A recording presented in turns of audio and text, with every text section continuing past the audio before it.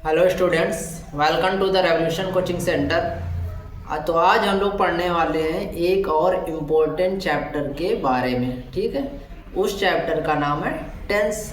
ठीक है, यदि किसी बच्चे को स्टोरी ट्रांसलेट करने में दिक्कत आती है, या इंग्लिश से हिंदी एक्सप्लेनेशन में दिक्कत आती है, या इंग्लिश स्पीकिंग बोलने में दिक्कत आती है, तो इंग्लिश स्पीकिंग का 70% जो हिस्सा है वो टेंस से ही कंप्लीट होगा।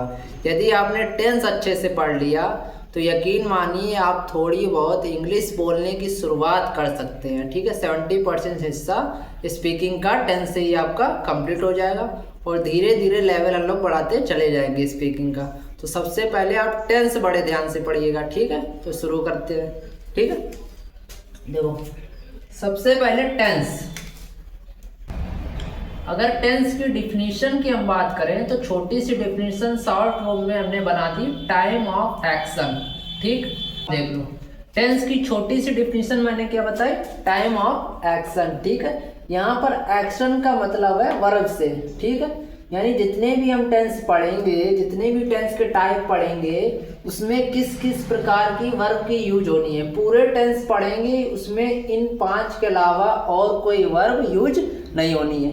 पहली या तो वर्ब की फर्स्ट फॉर्म यूज करेंगे किसी टेंस में, या वर्ब की सेकंड फॉर्म यूज करेंगे, या वर्ब की थर्ड फॉर्म यूज करेंगे, या फिर वर्ब की फर्स्ट फॉर्म में एस या ईएस लगाकर यूज करेंगे, या वर्ब की आईएनजी फॉर्म यूज करेंगे। इन 5 वर्ब के अलावा पूरे टेंसेस में अदर कोई वर्ब यूज नहीं होनी है। अब कैसे यूज करेंगे वो लोग आगे जानेंगे। ठीक है, और यहाँ पर टाइम का मतलब है स्टेट ऑफ चेंज, यानी परिवर्तन की अवस्था। ठीक है, अब परिवर्तन की अवस्था किसमें, टाइम, यानी प्रेजेंट की अवस्था, वर्तमान अवस्था में परिवर्तन हो रहा है कि पास्ट में चेंजमेंट हो रहा है कि फ्यूचर में चेंजमेंट हो रहा है, तो ये हम लोग टेंस में जानते हैं। ठीक है, इस समय हम लोग जैसे टेंस पढ़ने का काम कर रहे हैं प्रेजेंट टाइम में, तो ये क्या है, प्रेजेंट।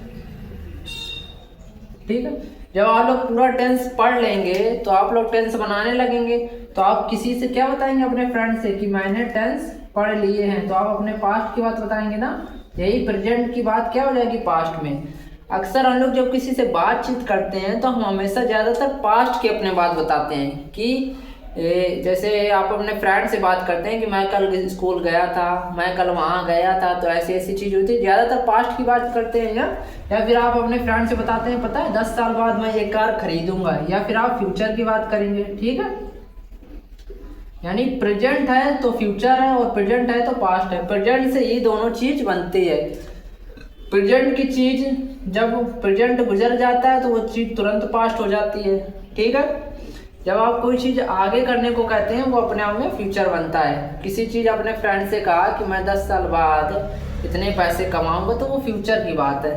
ठीक है, असल में फ्यूचर टेंस अपने आप में रियल टेंस नहीं होता है। फ्यूचर टेंस एक मूड टेंस है। आपने फ्रेंड से कह तो दिया 10 साल बाद, लेकिन पता नहीं आपके पास कैसी परिस्थिति रही हो, आप शायद वैसे ना बन पाओ जैसे आप चाहते हो, इसलिए फ्यूचर टेंस जरूरी नहीं है कि जैसा आप बोले वैसा ही हो। ठीक है, 3 प्रकार के टेंस के बारे में हम लोग जानेंगे, प्रेजेंट, पास्ट, फ्यूचर। अब क्या होता है कि जब हम इन तीनों टेंस को आपस में मिलाने का काम करते हैं तो इनके कुछ एस्पेक्ट्स यानी रूप तैयार हो जाते हैं। टेंस क्या तैयार हो जाते हैं, रूप। और किस प्रकार से रूप तैयार होते हैं, देखो पहला रूप तैयार होता है इंडेफिनिट रूप हमारा। ठीक है, अब वो प्रेजेंट इंडेफिनिट भी हो सकता है, पास्ट इंडेफिनिट भी हो सकता है, और फ्यूचर इंडेफिनिट भी हो सकता है। ठीक है, इसी तरह से दूसरा रूप कौन सा है, कॉन्टिन्यूअस का, present continuous, past continuous, future continuous. इसी तरह present perfect, past perfect, future perfect. इसी तरह से present perfect continuous, past perfect continuous, और फ्यूचर परफेक्ट कॉन्टिन्यूअस। ठीक है, अब इंडेफिनिट में कौन कौन सी वर्ब यूज होनी है इन 5 वर्ब में। ठीक है, तो जब इंडेफिनिट, अभी सिर्फ प्रेजेंट इंडेफिनिट, पास्ट इंडेफिनिट के बारे में अलग से जानेंगे, अभी सिर्फ इंडेफिनिट के बारे में जानो कि इंडेफिनिट को हम लोग पहचानेंगे कैसे, आइडेंटिफिकेट कैसे करेंगे। यदि इंग्लिश में आप बुक जैसे इंग्लिश की रीड करते हैं तो आप क्या होता है उसका हिंदी एक्सप्लेनेशन नहीं कर पाते हैं ना, तो आप उसको कैसे पहचानेंगे कि कौन सा टेंस है। ठीक है, अब पहले तो सिर्फ जानेंगे कि रूप कौन सा है। इंडेफिनिट रूप में क्या होता है, या तो वर्ब की फर्स्ट फॉर्म आएगी, या वर्ब की सेकंड फॉर्म आएगी और या फिर वर्ब की फर्स्ट फॉर्म में एस या ई एस आएगा। इन तीन वर्ब के अलावा चाहे आप प्रेजेंट इंडेफिनिट पढ़ रहे हो, चाहे पास्ट इंडेफिनिट पढ़ रहे हो, चाहे फ्यूचर इंडेफिनिट पढ़ रहे हो, इन तीन वर्ब के अलावा अदर कोई वर्ब यूज नहीं होगी इंडेफिनिट में। ठीक है, तो इंडेफिनिट को पहला पहचानने का तरीका ये है। ठीक है,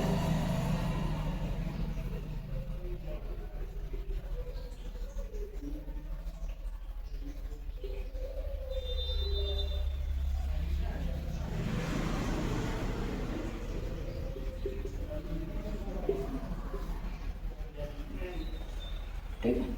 कॉन्टिन्यूअस में क्या होता है, कॉन्टिन्यूअस में हमेशा वर्ब की फर्स्ट फॉर्म में आईएनजी यूज करते हैं। ठीक है, वर्ब की आईएनजी फॉर्म कॉन्टिन्यूअस में यूज करते हैं। ठीक है, परफेक्ट में हमेशा वर्ब की थर्ड फॉर्म यूज करते हैं। ठीक है, और परफेक्ट कॉन्टिन्यूअस जो चौथा टाइप है उसमें बीन प्लस वर्ब की आईएनजी फॉर्म यूज करते हैं, यानी वर्ब की फर्स्ट फॉर्म में आईएनजी लगाकर लिखते हैं। ठीक है, ये पहचानने का तरीका है इंडेफिनिट का, कॉन्टिन्यूअस का और परफेक्ट का। ठीक है, एग्जाम्पल देख लो। इंडेफिनिट के सामने जैसे मैंने एग्जाम्पल लिखा, क्या लिखा, ही बॉट आ कार। ठीक है, इंडेफिनिट के सामने एग्जाम्पल क्या लिखा, ही बॉट आ कार, ये एग्जाम्पल लिखा। ठीक है, इंडेफिनिट के सामने। ठीक है, तो ये होती है बाई। बाई जो होती है, बाई मीन्स होता है खरीदना, ये वर्ब की फर्स्ट फॉर्म होती है। बाई की सेकंड फॉर्म क्या होती है, बॉट। तो ये इसमें ये क्या लिखी है, यानी वर्ब की सेकंड फॉर्म लिखी है कि नहीं, और वर्ब की सेकंड फॉर्म लिखी है यानी क्या है, इंडेफिनिट है। ठीक है, ऐसे पहचानेंगे। ठीक है, इसके सामने एग्जाम्पल लिखा जैसे मैंने, he is buying a car. तो पहले मैं ये आपसे नहीं पूछ रहा हूँ कि ये प्रेजेंट कॉन्टिन्यूअस है कि पास्ट कॉन्टिन्यूअस है कि ये फ्यूचर कॉन्टिन्यूअस है। सबसे पहले कि कौन सा रूप है ये पहचानो। ठीक है, ये क्या लिखा है, वर्ब की फर्स्ट फॉर्म बाय।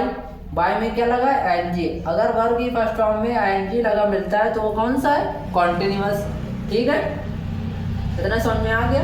तो ये सिर्फ रूप पहचानने के लिए वर्ब मैंने लिखवाए हैं। ठीक है, अब आगे जानेंगे। अब टेंस में क्या है, कोई भी टेंस हम लोग पढ़ेंगे, present indefinite, present continuous, present perfect या प्रेजेंट परफेक्ट कॉन्टिन्यूअस, तो सब में एक ही स्ट्रक्चर का यूज होना है। ठीक है, मेन स्ट्रक्चर क्या है, subject plus verb plus object. ठीक है, subject plus verb plus object. Subject यहाँ टेंस में हमें दो टाइप से देखने को मिलेंगे। एक तो हम लोग सिंगुलर सब्जेक्ट जिसे कहेंगे,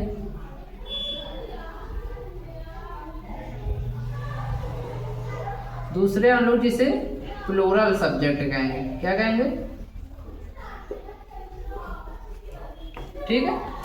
सिंगुलर सब्जेक्ट में कौन कौन से पर्सन आते हैं, कौन से पर्सन के प्रोनाउन आते हैं, ये देख लो, ही, शी, इट। ठीक है, या किसी पर्सन का नेम। ठीक है, प्लूरल सब्जेक्ट में क्या क्या आते हैं,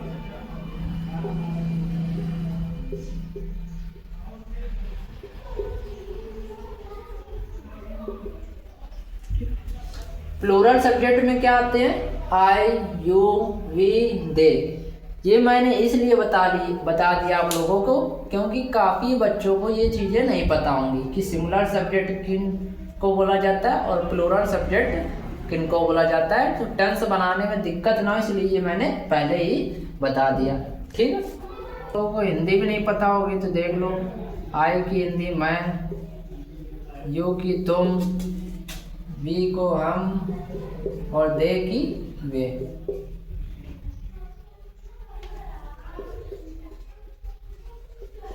ही और सी की वह। ठीक है, अब पहला हम लोग टेंस का पहला टाइप पढ़ेंगे। ठीक है, पहला टाइप क्या आता है, पहला टाइप आता है प्रेजेंट इंडेफिनिट टेंस। ठीक है, ये हो गया पहला टाइप। ठीक, इसके बारे में जानेंगे। प्रेजेंट इंडेफिनिट टेंस की इंट्रोडक्शन यानी पहचान क्या है कि जिन वाक्यों के या जिन सेंटेंस के अंत में ता है, ती है, ते है, ताऊ आदि शब्द लगे मिलते हैं तो हम लोग पहचान जाते हैं कि प्रेजेंट इंडेफिनिट टेंस है। ठीक है, प्रेजेंट इंडेफिनिट टेंस का पहला टाइप होता है अफर्मेटिव सेंटेंस। ठीक है, अफर्मेटिव सेंटेंस के सबसे पहले स्ट्रक्चर के बारे में जानेंगे। अफर्मेटिव सेंटेंस में क्या तरीका होता है कि सब्जेक्ट प्लस वर्ब की फर्स्ट फॉर्म या वर्ब की फर्स्ट फॉर्म में एस या एस प्लस ऑब्जेक्ट। अब वर्ब की फर्स्ट फॉर्म में एस या एस कब लगाते हैं? जब सब्जेक्ट होता है सिंगुलर। ठीक है, सब्जेक्ट सिंगुलर तो वर्ब की फर्स्ट फॉर्म में एस या एस। जब सब्जेक्ट प्लूरल तो केवल वर्ब की फर्स्ट फॉर्म ही यूज करते हैं। ठीक है, आपके सामने सेंटेंस लिखता हूँ। तो ये सेंटेंस आपके सामने लिखा है, मैं क्रिकेट खेलता हूँ। ठीक है, सब्जेक्ट जो हमारा होता है वो होता है जो किसी काम को कर रहा होता है। अब क्रिकेट खेलने का काम किसके द्वारा किया जा रहा है? मैं के द्वारा। ठीक है, तो मैं क्या अपने आप में सब्जेक्ट, तो मैंने क्या बताया इसका स्ट्रक्चर अफर्मेटिव सेंटेंस बनाने का। सबसे पहले सब्जेक्ट लिखते हैं, यानी सब्जेक्ट की इंग्लिश, मैं की इंग्लिश हो गई आई। ठीक है, फिर क्या बताया? वर्ब की फर्स्ट फॉर्म में एस या एस या फिर वर्ब की फर्स्ट फॉर्म। अब हम देखेंगे सब्जेक्ट कैसा है, सिंगुलर है कि प्लूरल। अब मैंने ऊपर लिखवाया है ना सिंगुलर सब्जेक्ट और प्लूरल सब्जेक्ट। ठीक है, आई किस में आ रहा है? प्लूरल सब्जेक्ट में आ रहा है ना, तो आई के साथ क्या लगाएंगे? वर्ब की फर्स्ट फॉर्म। वर्ब क्या है? खेलना। ठीक है, खेलने की क्या होगी? प्ले। ठीक है, बाकी बचा हुआ क्या होता है? ऑब्जेक्ट। ठीक है, सिर्फ क्या बचा है? क्रिकेट। तो क्रिकेट की इंग्लिश में लिख देंगे क्या? क्रिकेट। तो आई प्ले क्रिकेट। ठीक है, इस तरह से आप कोई भी सेंटेंस बना सकते हैं, स्ट्रक्चर यही रहेगा सेम टू सेम। ठीक है, दूसरा एग्जांपल आप बनाएंगे घर से। प्रेजेंट इंडेफिनिट टेंस का दूसरा टाइप है निगेटिव सेंटेंस। ठीक है, निगेटिव सेंटेंस की सबसे बड़ी अपनी पहचान होती है कि इसमें नॉट लगा मिलता है। ठीक है, तो निगेटिव सेंटेंस का स्ट्रक्चर क्या होता है? सब्जेक्ट प्लस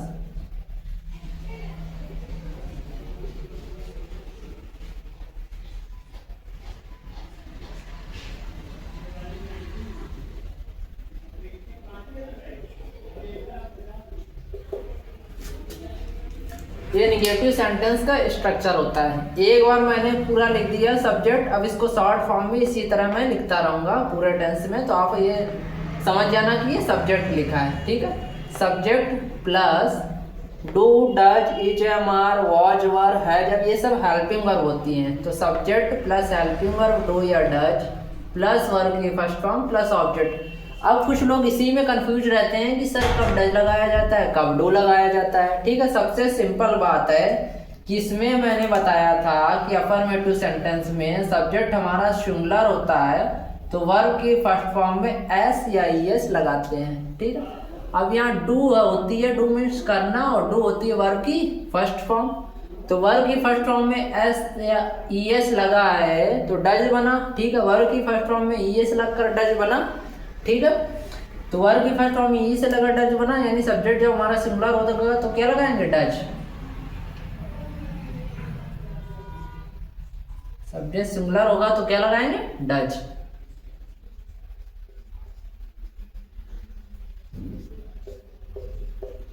और सब्जेक्ट प्लूरल होगा तो क्या लगाएंगे?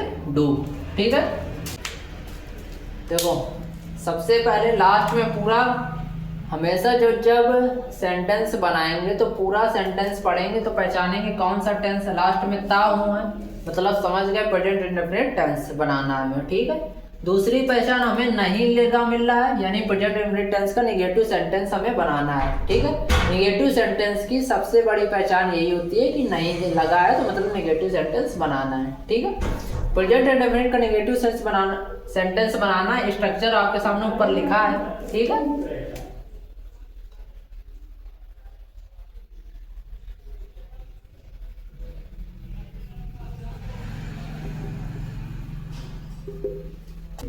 नेगेटिव सेंटेंस का ये जो है स्ट्रक्चर होता है अपने आप में। ठीक है, तो सबसे पहले सब्जेक्ट, फिर हेल्पिंग वर्ब डू आ गई, फिर नॉट आ गया, फिर वर्ब की फर्स्ट फॉर्म आ गई, फिर बाकी बचा हुआ ऑब्जेक्ट आ गया। तो सिंपल है, बना लेंगे। एक अपने आप बनाना, बनाओ आप लोग। अब प्रेजेंट इंडेफिनिट टेंस का तीसरा टाइप आएगा इंट्रोगेटिव सेंटेंस। हर टेंस के अंदर 3 टाइप देखने को मिलेंगे, अफर्मेटिव, निगेटिव और इंट्रोगेटिव। सब में स्ट्रक्चर सेम चलता है, बस हेल्पिंग वर्ब और वर्ब चेंज होती रहती है। स्ट्रक्चर सेम रहता है, हेल्पिंग वर्ब और वर्ब हमारी चेंज होती रहती है, ठीक है। अब इंट्रोगेटिव सेंटेंस में क्या करते हैं हम लोग, प्रश्न पूछने का काम करते हैं, यानी क्वेश्चन पूछने का काम करते हैं, ठीक है। तो इंट्रोगेटिव सेंटेंस की सबसे बड़ी पहचान यही होती है कि लास्ट में हमें क्वेश्चन मार्क लगा मिलना चाहिए। अगर क्वेश्चन मार्क नहीं लगा है तो मतलब इंट्रोगेटिव सेंटेंस नहीं है, ठीक है। क्वेश्चन मार्क इंट्रोगेटिव सेंटेंस जब बनाएंगे तो क्वेश्चन मार्क जरूर लगा होना चाहिए, ठीक है। तो ये आपके सामने सेंटेंस लिखा, क्या तुम क्रिकेट खेलते हो, यानी मैं किसी से क्वेश्चन पूछ रहा हूँ कि नहीं कि क्या तुम क्रिकेट खेलते हो, तो मैं क्वेश्चन पूछने का काम कर रहा हूँ। तो स्ट्रक्चर क्या बताया इंट्रोगेटिव सेंटेंस का, सबसे पहले हेल्पिंग वर्ब डू या डज, ठीक है। और हेल्पिंग वर्ब किसके अकॉर्डिंग लगाते हैं, अकॉर्डिंग टू सब्जेक्ट के, ठीक है। सब्जेक्ट क्या है, तुम, यानी यू है ना, तो यू क्या है, सब्जेक्ट सिंगुलर है कि प्लूरल, तो मैंने बताया था कि यू सब्जेक्ट जो होता है वो प्लूरल है। प्लूरल सब्जेक्ट में क्या बताया कि डू लगाते हैं, ठीक है। सबसे पहले डू यू, ठीक है। फिर क्या लिखा है, वर्ब की फर्स्ट फॉर्म प्ले, फिर ऑब्जेक्ट क्रिकेट, सबसे इंपॉर्टेंट चीज क्या, क्वेश्चन मार्क। तो क्या बना, डू यू प्ले क्रिकेट, ठीक है। सिंपल है ना, चाहे जितना बड़ा सेंटेंस हो स्ट्रक्चर यही रहेगा, ठीक है। इसी स्ट्रक्चर के हिसाब से आप बनाएंगे, ठीक। इंट्रोगेटिव सेंटेंस में दूसरा टाइप आ जाता है WH टाइप, यानी जिसमें व्हाट, व्हाई, वेयर, ये सब चीजें WH टाइप जो क्वेश्चन होते हैं, क्वेश्चन वर्ड होते हैं, WH वर्ड होते हैं, वो लगे मिलते हैं, ठीक है। कैसे,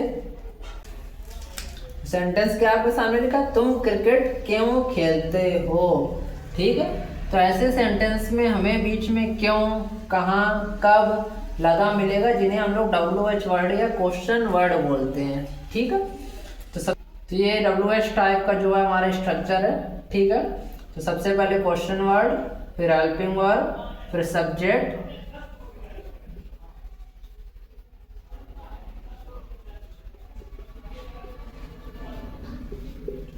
फिर वर्ब की फर्स्ट फॉर्म और फिर ऑब्जेक्ट, ठीक है। तो why do you play cricket, ठीक है। तो ये प्रेजेंट इंडेफिनिट टेंस जो है, प्रेजेंट इंडेफिनिट टेंस के तीनों टाइप कवर हो गए, ठीक है। यदि आपने प्रेजेंट के सारे टाइप अच्छे से पढ़ लिए तो पास्ट और फ्यूचर के पढ़ने में टाइम नहीं लगेगा, बस ये ध्यान से पढ़ना है, प्रेजेंट के सारे टाइप अच्छे से पढ़ने हैं, ठीक है। प्रेजेंट का अफर्मेटिव, प्रेजेंट का नेगेटिव, प्रेजेंट का इंट्रो। अब देखेंगे प्रेजेंट कॉन्टिन्यूअस टेंस, ठीक है। प्रेजेंट कॉन्टिन्यूअस टेंस की पहचान क्या होती है, जिन वाक्यों के अंत में रहा है, रही है, रहे हैं आदि शब्द आते हैं उन्हें प्रेजेंट कॉन्टिन्यूअस टेंस कहते हैं, ठीक है। प्रेजेंट कॉन्टिन्यूअस टेंस का पहला टाइप क्या है, अफर्मेटिव, ठीक है।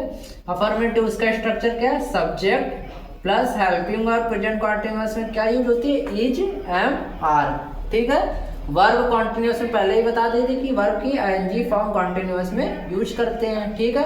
अब प्रेजेंट कॉन्टिन्यूअस है तो helping verb is, am, are, और कॉन्टिन्यूअस के लिए वर्ब है आईएनजी फॉर्म प्लस ऑब्जेक्ट। ये है प्रेजेंट कॉन्टिन्यूअस टेंस का पहला टाइप, अफर्मेटिव सेंटेंस का स्ट्रक्चर, ठीक है। ठीक है, अफर्मेटिव क्या होता है, सब्जेक्ट सिंगुलर होता है तो इज का यूज करते हैं, सब्जेक्ट हमारा प्लूरल है तो आर का यूज करते हैं, और एम अपने आप में स्पेसिफिक है जो कि आई के साथ हम लोग इसमें यूज करते हैं, ठीक है। तो पहला वह क्रिकेट खेल रहा है, इसकी इंग्लिश क्या बनाएंगे, सबसे पहले सब्जेक्ट की,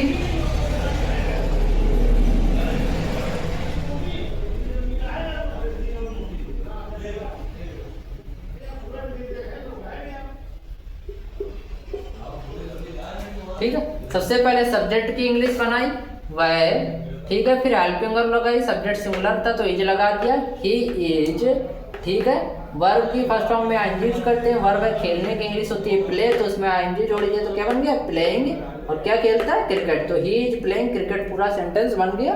वो मैंने बनाया कैसे, स्ट्रक्चर के अकॉर्डिंग। बस आपको स्ट्रक्चर याद होना चाहिए, आप सेंटेंस अपने आप बना लेंगे। ठीक है, स्ट्रक्चर माइंड में तब आ जाएगा जब बार बार आप प्रैक्टिस करेंगे। ठीक है, एक सेंटेंस आप लोग अपने मन से बनाइएगा, वह पत्र लिख रहा है। ठीक है, वह पत्र लिख रहा है। दूसरा क्या है, निगेटिव सेंटेंस। निगेटिव सेंटेंस का स्ट्रक्चर क्या है, सब्जेक्ट प्लस हेल्पिंग वर्ब यानी is am are plus not plus verb के फर्स्ट फॉर्म में आएंगी प्लस ऑब्जेक्ट। ठीक है, निगेटिव सेंटेंस की सबसे बड़ी पहचान क्या बताई थी, नॉट, जो कि नॉट लगा मिला, और इंग्लिश में हिंदी में क्या लगा मिलेगा, नहीं। ठीक है, तो स्ट्रक्चर के अकॉर्डिंग बस बना देंगे हम लोग।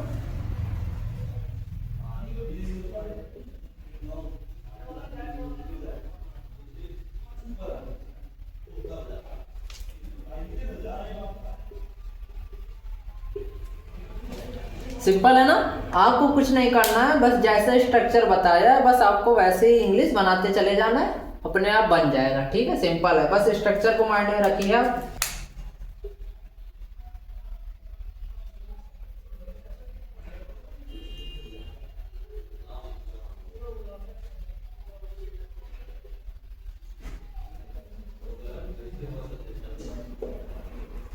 तो ये इंट्रोगेटिव का स्ट्रक्चर है। सबसे पहले इंट्रोगेटिव में क्या होता है, हेल्पिंग वर्ब यूज करते हैं, फिर सब्जेक्ट यूज करते हैं, फिर वर्ब की आईएनजी फॉर्म यूज करते हैं, फिर ऑब्जेक्ट, और फिर सबसे लास्ट में क्वेश्चन मार्क। ठीक है, तो उसी के अकॉर्डिंग, स्ट्रक्चर के अकॉर्डिंग ही मैंने इंग्लिश बना दी। ठीक है, और ये इंट्रोगेटिव का एक और टाइप WH वर्ड। ठीक है, सबसे पहले क्वेश्चन वर्ड की इंग्लिश लिखेंगे यानी क्यों की, फिर हेल्पिंग वर्ब लगाएंगे किसके अकॉर्डिंग, सब्जेक्ट के अकॉर्डिंग, फिर वर्ब की आईएनजी फॉर्म, फिर ऑब्जेक्ट, फिर क्वेश्चन मार्क। ठीक है, ये आप लोग अपने आप बनाएंगे। ठीक, तो अब पढ़ेंगे हम लोग प्रेजेंट परफेक्ट टेंस के बारे में जानेंगे। ठीक है, तो सबसे पहले इसकी पहचान, प्रेजेंट परफेक्ट टेंस की पहचान कि जिन वाक्यों के अंत में चुका है, चुकी है, चुके हैं, या लिया है, दिया है, या फिर आ है आदि शब्द आते हैं, वो प्रेजेंट परफेक्ट टेंस कहलाते हैं। ठीक है, पहला टाइप क्या है, अफर्मेटिव। स्ट्रक्चर क्या है, subject plus helping verb. Present perfect tense में हेल्पिंग वर्ब क्या यूज करते हैं, हैज या हैव। ठीक है, सब्जेक्ट कैसा हो, प्लूरल, तो क्या यूज करते हैं, हैव। ठीक है, और सब्जेक्ट कैसा हो, इसका अपोजिट यानी सिंगुलर, तो क्या यूज करते हैं, हैज। ठीक है, और परफेक्ट में पहले ही बता चुका हूं मैं कि वर्ब की कौन सी, थर्ड फॉर्म प्लस ऑब्जेक्ट। ठीक है, बना लो इसी के अकॉर्डिंग।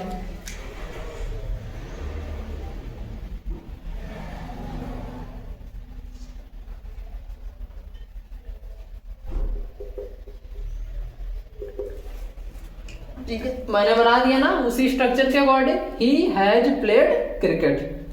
ठीक है, दूसरा आप लोग बना लेंगे।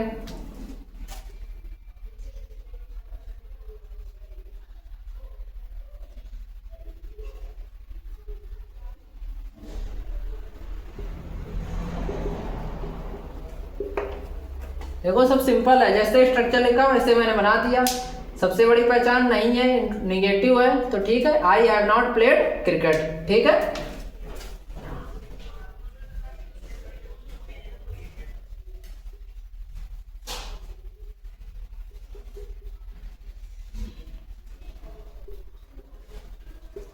ठीक, इंट्रोगेटिव की पहचान। ठीक है, हेल्पिंग और सब्जेक्ट प्लस वर्ब की थर्ड फॉर्म प्लस ऑब्जेक्ट, तो स्ट्रक्चर के अकॉर्डिंग ही मुझे बना देना है। ठीक है, बड़ा सिंपल है, स्ट्रक्चर के अकॉर्डिंग आप बना दीजिएगा। प्रेजेंट के तीन टाइप पढ़े, present indefinite, present continuous, present perfect. अब प्रेजेंट परफेक्ट कॉन्टिन्यूअस है वो हम लोग बाद में पढ़ेंगे। Present perfect continuous, past perfect continuous और फ्यूचर परफेक्ट कॉन्टिन्यूअस, ये तीनों बाद में पढ़ेंगे, उसका रीजन आपको बाद में समझ में आएगा। अभी आप ये देखिए, अब आते हैं पास्ट इंडेफिनिट टेंस में। ठीक है, पास्ट इंडेफिनिट टेंस अपने आप में एक्सेप्शन मानो, क्योंकि इसमें केवल वर्ब की सेकंड फॉर्म, जब इसका अफर्मेटिव पढ़ते हैं तब आती है वर्ब की सेकंड फॉर्म, लेकिन जब नेगेटिव और इंट्रोगेटिव में आते हैं तो यहाँ डिड हेल्पिंग वर्ब आ जाती है, इसलिए थोड़ा इसको एक्सेप्शन के रूप में लीजिए आप। ठीक है, पास्ट इंडेफिनिट टेंस की पहचान, जैसे पास्ट प्रेजेंट इंडेफिनिट टेंस की पहचान है ता है, ती है। अब यहाँ तो पास्ट की बात कर रहा है, यानी था, थी, थे, तो ता,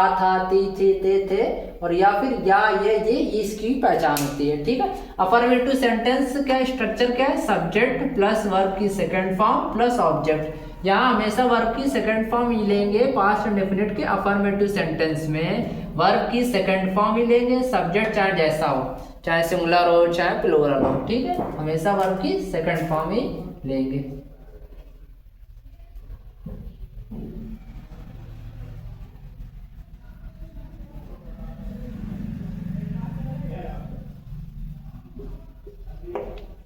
ठीक है, निगेटिव में क्या है, सब्जेक्ट प्लस हेल्पिंग वर्ब आ गई, डिड प्लस नॉट, और फिर वर्ब की फर्स्ट फॉर्म यूज करते हैं। यहाँ ध्यान देना कि यहाँ पर वर्ब की फर्स्ट फॉर्म आ गई, यहाँ वर्ब की हम लोग सेकंड फॉर्म यूज कर रहे हैं, तो यही बच्चे कंफ्यूज हो जाते हैं। लेकिन जब अफर्मेटिव पढ़ते हैं तो वर्ब की सेकंड फॉर्म यूज करते हैं। निगेटिव और इंट्रोगेटिव में एक हेल्पिंग वर्ब आ जाती है डिड, ठीक है, एक हेल्पिंग वर्ब आ जाती है डिड, ठीक है, फिर हम लोग वर्ब की फर्स्ट फॉर्म यूज करते हैं निगेटिव में भी और इंट्रोगेटिव में भी, ठीक है।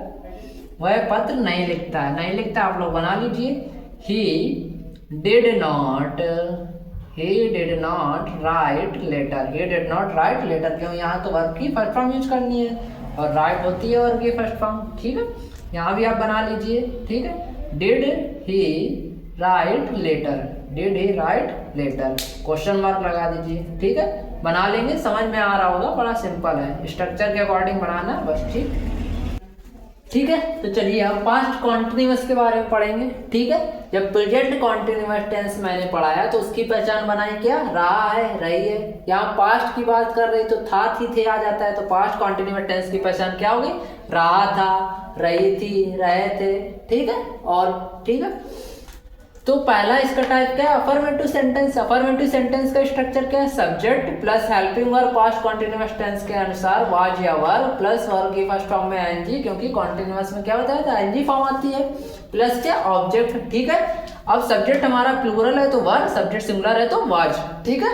ये एग्जाम्पल लिखा, वह पत्र लिख रहा था, ठीक है।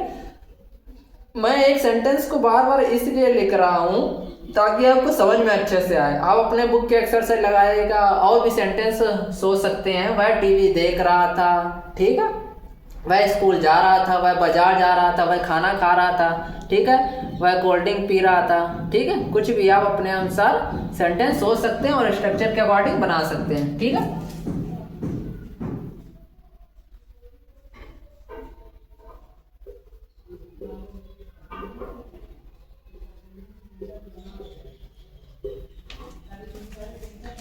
बस ये याद रखना, कॉन्टिन्यूअस है तो आईएनजी फॉर्म आती है वर्ब की, परफेक्ट है तो वर्ब की थर्ड फॉर्म आती है। बस प्रेजेंट इंडेफिनिट और पास्ट इंडेफिनिट वो थोड़े से, उनमें आपको थोड़ा फोकस होकर ध्यान देना पड़ेगा बस, ठीक है। दूसरा आप अपने आप बना लेंगे। निगेटिव में क्या होता है, नॉट आ जाता है, सब्जेक्ट प्लस हेल्पिंग वर्ब यानी वाज या verb plus not plus verb के आईएनजी फॉर्म प्लस ऑब्जेक्ट। वह पत्र नहीं लिख रहा था, आप अपने आप बना लेंगे ना, he was not writing letter, ठीक है। दूसरा क्या है, इंट्रोगेटिव की पहचान, सबसे पहले helping verb was verb plus subject plus verb की ING form plus object plus question mark, ठीक है। क्या वह पार्टी कर रहा था, अपने आप बना लेंगे, आप बनाइए। परफेक्ट टेंस की पहचान क्या है, चुका था, चुके थे, चुकी थी, ठीक है। अफर्मेटिव पहला टाइप, तो क्या, subject plus had plus verb की थर्ड फॉर्म प्लस ऑब्जेक्ट, ठीक है। पास्ट परफेक्ट टेंस, परफेक्ट में एक ही वर्ब चलती है, वर्ब की थर्ड फॉर्म, कॉन्टिन्यूअस में भी एक ही वर्ब चलती है, वर्ब की आईएनजी फॉर्म, ठीक है।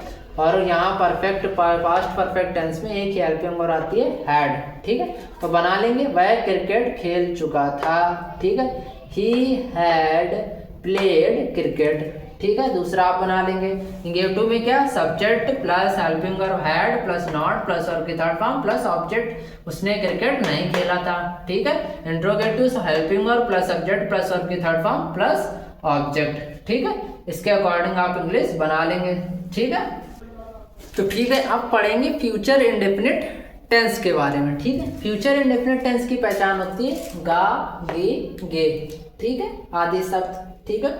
अफर्मेटिव सेंटेंस, फ्यूचर इंडेफिनिट का पहला टाइप अफर्मेटिव सेंटेंस, इसका स्ट्रक्चर क्या होता है, सब्जेक्ट प्लस हेल्पिंग वर्ब यानी विल या शैल प्लस वर्ब की फर्स्ट फॉर्म प्लस ऑब्जेक्ट, ठीक है। इसमें रूल ये होता है कि आई और वी के साथ हम शैल का यूज करते हैं, और अदर सब्जेक्ट बाकी बचे हुए जैसे यू, ही, सी, दे या किसी पर्सन का नेम आ जाए तो विल यूज करेंगे। कब, जब चीजें हमारी नॉट फिक्स्ड हो।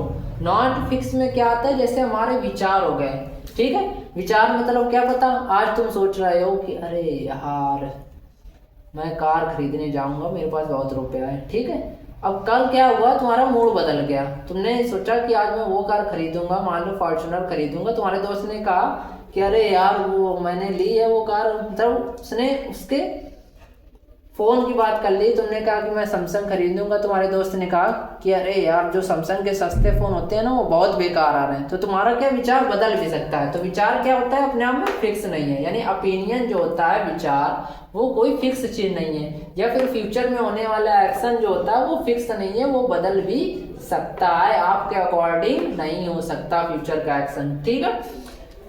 फिर इसका उल्टा कब हो जाता है, विल के साथ आई और वी का यूज करते हैं, यानी आई और वी के साथ विल का यूज करते हैं और अदर सब्जेक्ट के साथ शैल का यूज करते हैं, ठीक है।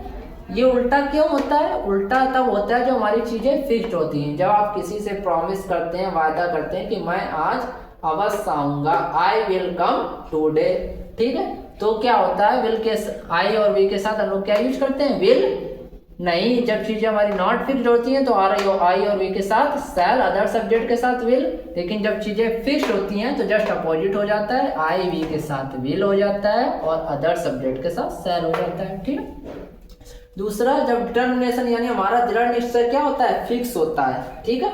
मैं पेपर पास करूंगा, ठीक है। अब आप पेपर पास करें या ना करें, लेकिन आपने दृढ़ निश्चय किया ना तो वो फिक्स हो गया कि मैं पेपर पास करूंगा। आप पेपर पास करने के हिसाब से तैयारी करेंगे और यही सोच के जाएंगे कि मैं पास कर लूँ, ठीक है। तो दृढ़ निश्चय भी आपका यानी डिटर्मिनेशन भी आपका फिक्स है, ठीक है। तो I will qualify the exam, ठीक है। तो आई के साथ मैं क्या यूज कर रहा हूँ, विल यूज कर रहा हूँ। आई के साथ क्या यूज कर रहा हूँ, यहाँ विल यूज कर रहा हूँ, ठीक है। मैं तुम्हें मार डालूंगा। तीसरी चीज, जब तुम्हें धमकी दे कोई, जब कोई तुम्हें धमकी देने की बात करे या फिर आप किसी को धमकी देंगे तो आई और वी के साथ विल का यूज करेंगे, अदर सब्जेक्ट के साथ शैल का यूज करेंगे। आई विल किल यू कहते नहीं है गुस्से में, आई विल किल यू, ठीक है।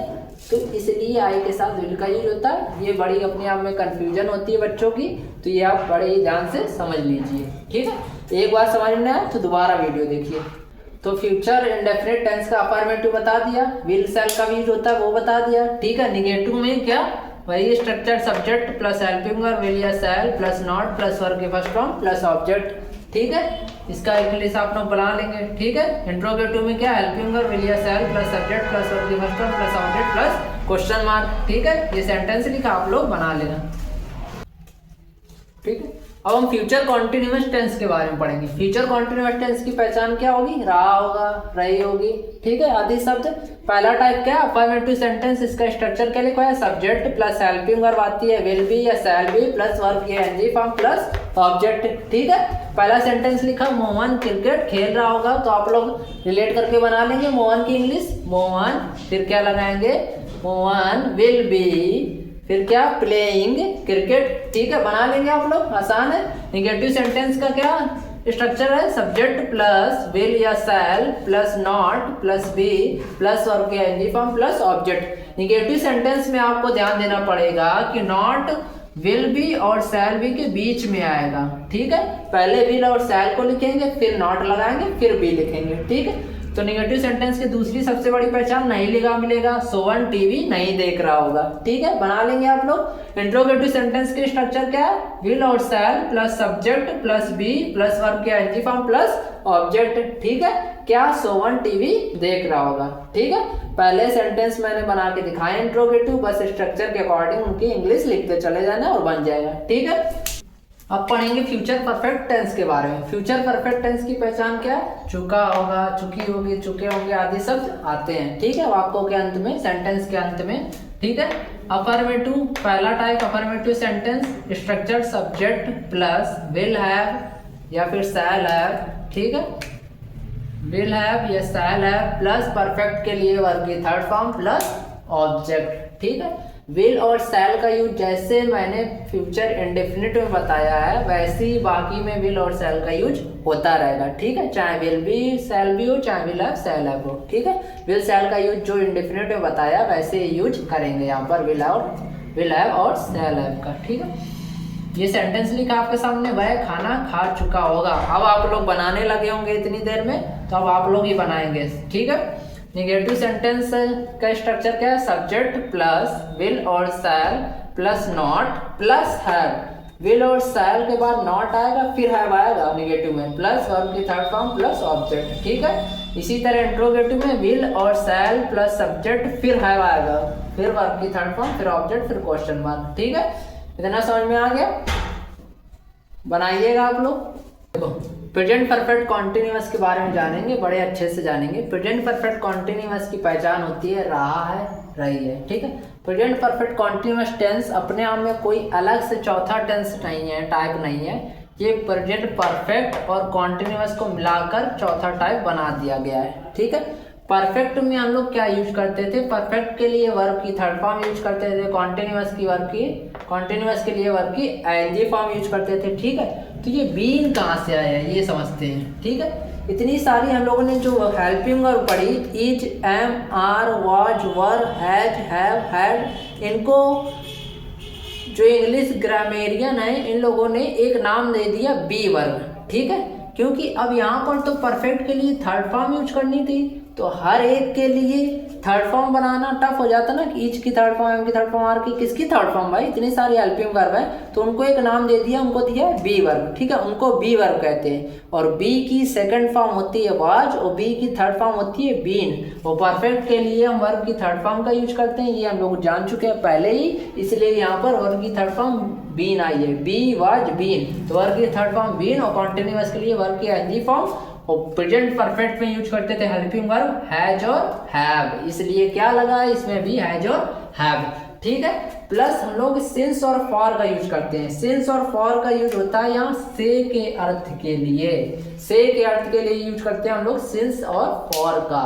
फिर टाइम एलिमेंट यानी कितने मिनट से, कितने घंटे से, कितने साल से, ये टाइम एलिमेंट दिखाने का लास्ट में आता है। ठीक है, तो इसको हम लोग बड़े अच्छे से बनाएंगे। अब सिंस कब यूज करते हैं, फॉर कब यूज करते हैं, ये दिमाग में आना चाहिए। या पूछेंगे सर सिंस कब यूज करते हैं, फॉर कब यूज करते हैं? तो सिंस बताता है पॉइंट ऑफ टाइम। ठीक है, पॉइंट ऑफ टाइम का मतलब सिंस क्या होगा? कोई डे बताएगा, कि सिंस मंडे, मंथ बताएगा सिंस जनवरी। ठीक है, ईयर बताएगा सिंस 2010। ठीक है, parts of a day since morning, since evening, since noon, ये बताएगा। स्टेजेस ऑफ लाइफ में के लिए पहले सिंस चाइल्डहुड। ठीक है, ये बचपना। ठीक है, स्टेजेस ऑफ लाइफ मतलब आपके जीवन की अवस्था, बचपना, किशोरावस्था, बुढ़ापा, तो सिंस चाइल्डहुड। ठीक है, फॉर क्या करता है? पीरियड ऑफ टाइम या टाइम ड्यूरेशन बताता है, यानी कितने समय से आप कोई काम कर रहे हैं। ठीक है, क्या बताता है? टाइम, समय अंतराल बताता है, या कितने समय से कोई आप काम कर रहे हैं। जैसे फॉर अ लॉन्ग टाइम या फिर फॉर आवर्स। जैसे सेंटेंस में लिखा है 1 घंटे से, तो हम लोग क्या यूज करेंगे? फॉर। ठीक है, क्योंकि उसने समय का ड्यूरेशन बताया। और सिंस में क्या होगा? ड्यूरेशन नहीं बताया जाएगा, आपको डे बताया जाएगा, समय नहीं बताया जाएगा। इसमें क्या बताया जाएगा कि फॉर 2 डेज, फॉर 3 डेज, लेकिन सिंस में बताया जाएगा कि मंडे की ट्यूसडे। ठीक है, लेकिन इसमें बताया जाएगा 2 डेज, 3 डेज, 10 ईयर। ठीक है, 5 ईयर या 10 मिनट्स, 30 मिनट्स, 1 आवर, 5 आवर।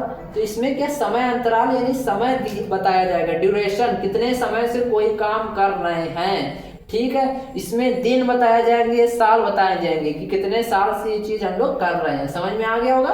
तो ये सेंटेंस को आप लोगों को बना के दिखा देते हैं। ठीक है, तो स्ट्रक्चर देखो, ये आपके सामने क्या है? एग्जाम्पल है कि मैं 1 घंटे से काल पढ़ा रहा हूँ। ठीक है, तो स्ट्रक्चर के अकॉर्डिंग चलेंगे। सबसे पहले मैं को आई, ठीक है, फिर हैव, आई हैव बीन, ठीक है, पढ़ाना, टीच, टीचिंग। ठीक है, वर्ब की एनजी फॉर्म होगी। फिर क्या?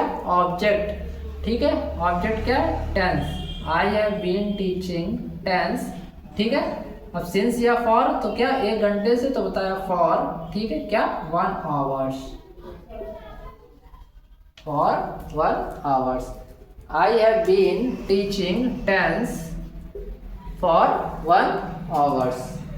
ठीक है, समझ में आ गया होगा? अब इसका निगेटिव और इंट्रोगेटिव आप अपने आप स्ट्रक्चर लिख लेंगे। क्या लिखना है? बस हैज और हैव के बाद नॉट लगाना है, बाकी वही रहेगा।